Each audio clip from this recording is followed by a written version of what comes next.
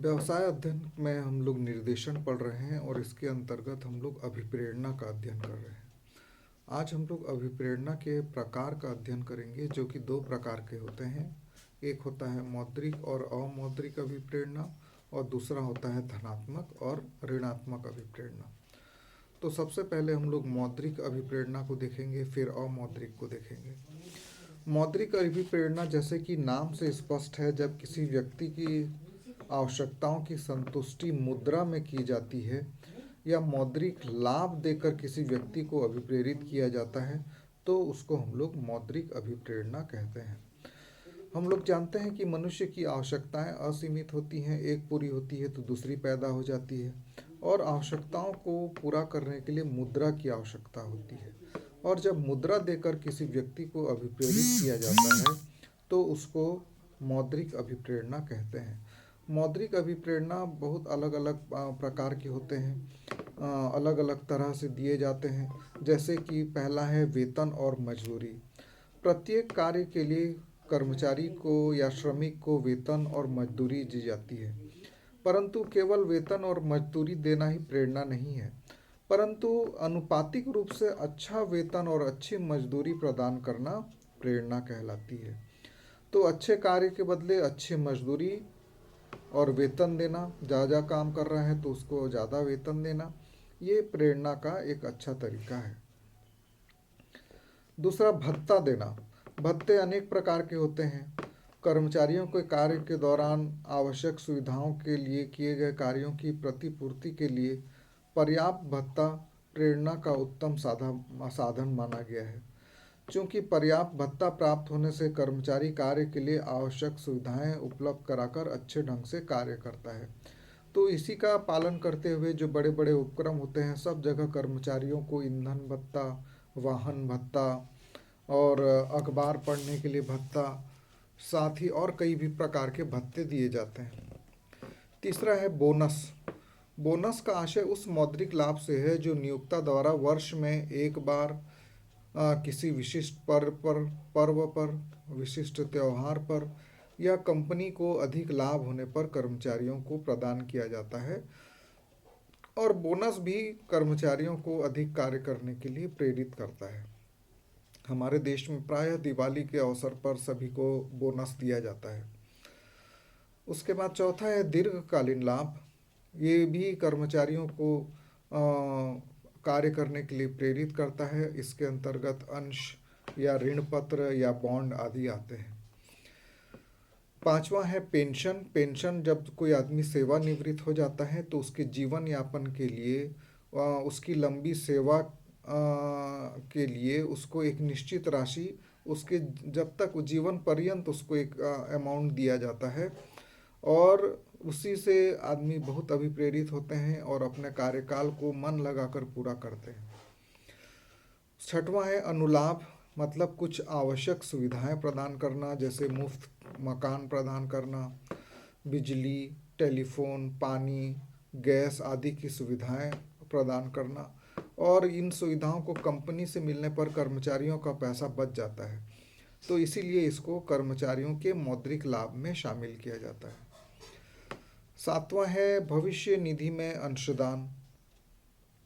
कर्मचारी भविष्य के लिए भविष्य निधि में एक निश्चित राशि प्रति माह जमा करते हैं, और इसका एक भाग जो प्रबंध है वो भी जमा करता है।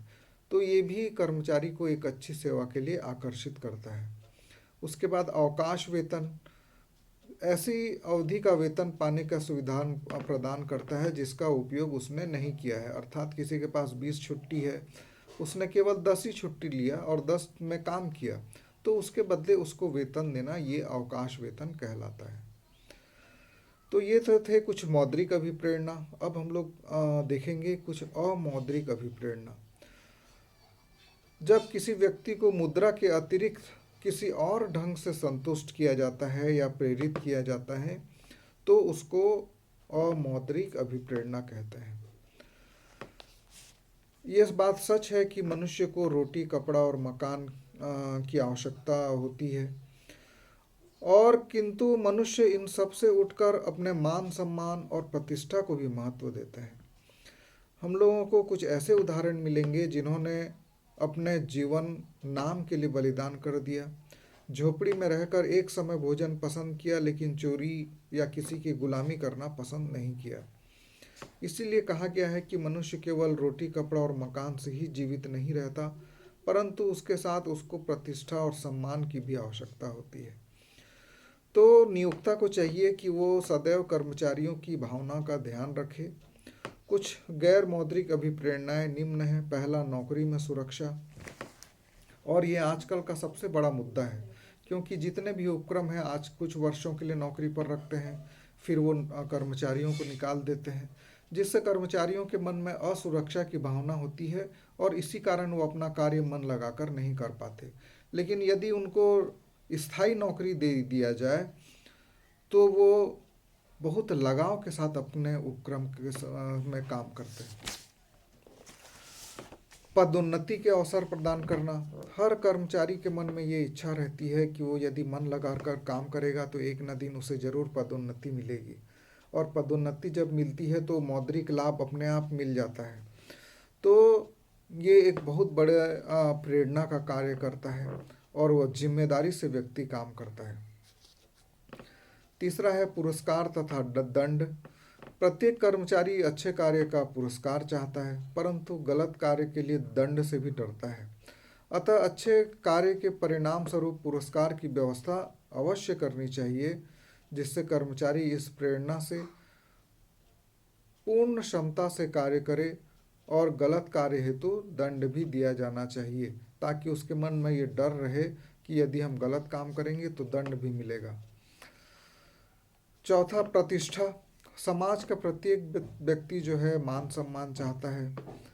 आप किसी बड़े दफ्तर में जाकर चपरासी को चपरासी साहब या क्लर्क को क्लर्क साहब कह दीजिए, फिर देखिए आपका काम कैसे नहीं होता है। बस इसी को ही प्रतिष्ठा और मान सम्मान देना कहते हैं। पांचवा है भय का अभाव, लैक ऑफ फियर। ये बात सच है कि मनुष्य भय से अच्छा कार्य करता है, किंतु वो लंबे समय तक नहीं कर सकता। लंबे समय तक अच्छा कार्य केवल मन से ही किया जा सकता है। तो डर दिखाकर उपक्रम में अशांति और क्रांति का वातावरण पैदा कर दिया जाता है। तो भय की भावना जो है वो उपक्रम से निकाल देना चाहिए, और डर रहने से वो ज़्यादा समय तक अच्छे कार्य नहीं कर पाएगा, और डर नहीं रहेगा तो वो मन लगा कर काम करेगा और खुल कर काम होगा, और वो स्वयं आगे आएगा और काम करने के लिए तैयार रहेगा। उसके बाद है रिकॉग्निशन, मान्यता बोलते हैं। और मैरी कुशिंग नाइल्स ने तो कहा है कि मान्यता प्रदान करना अच्छे कार्य की प्राप्ति का सार है, अर्थात जो कर्मचारी अच्छा काम करता है उसकी प्रशंसा अवश्य करनी चाहिए, उसको मान्यता देनी चाहिए। उसके बाद है सातवां, कुशल और योग्य नेतृत्व। किसी अधीनस्थ द्वारा कार्य का निष्पादन किस क्षमता से किया जाता है, यह इस बात पर भी निर्भर करता है कि उसका अधिकारी कितना योग्य और सक्षम है। यदि उसका जो अधिकारी है वो श्रेष्ठ है, योग्य है, तो उससे कर्मचारी प्रेरित होते हैं। फिर आठवां है व्यक्ति की सुरक्षा। प्रत्येक व्यक्ति कार्य के दौरान अपने प्राण और शरीर की सुरक्षा अवश्य चाहता है, और यदि वो सुरक्षा उसको प्रदान की जाए तो कर्मचारी अच्छे से कार्य करता है।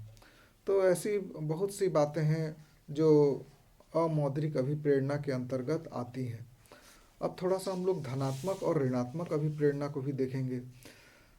धनात्मक अभिप्रेरणा वो है जो अच्छे कार्य के प्रति लगातार आकर्षित होती है, और ये अच्छे कार्य व आदत के निर्माण में सहायता पहुंचाती है, और इसमें शामिल किया जाता है जो मूर्त या साकार प्रेरणाएं हैं, टेंजिबल इंसेंटिव है, प्रशंसा और प्रोत्साहन है, विश्वास और निष्ठा है, सहकारिता है, निर्देश और सुधार है।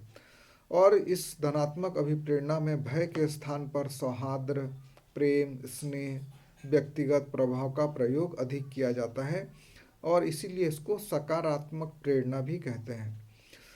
दूसरा होता है ऋणात्मक प्रेरणा, और इसका उपयोग बहुत कम हो गया है।